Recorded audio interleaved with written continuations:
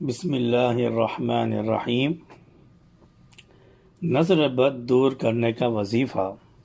حضرت جبرائیل علیہ السلام نے نظر بد دور کرنے کا ایک خاص وظیفہ نبی کریم صلی اللہ علیہ وسلم کو سکھایا اور فرمایا، حضرت حسن اور حضرت حسین رضی اللہ تعالی عنہما پڑھ کر دم کیا کریں۔ ابن عساکر میں ہے کہ حضرت جبرائیل علیہ السلام نبی کریم صلی اللہ علیہ وسلم کے پاس تشریف لائے۔ آپ صلی اللہ علیہ وسلم اس وقت غمزدہ تھے۔ سبب پوچھا تو فرمایا حسن اور حسین کو نظر لگ گئی ہے۔ فرمایا یہ سچائی کی قابل چیز ہے، نظر واقعی لگتی ہے، آپ نے یہ کلمات پڑھ کر انہیں پناہ میں کیوں نہ دیا؟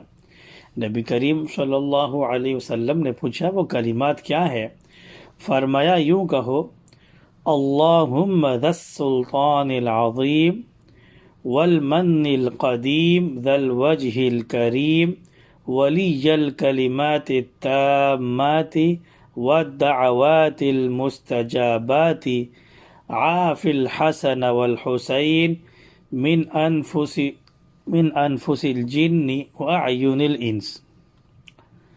نبی کریم صلی اللہ علیہ وسلم نے یہ دعا پڑھی، وہیں دونوں بچے اٹھ کھڑے ہوئے اور آپ صلی اللہ علیہ وسلم کے سامنے کھیلنے کودنے لگے۔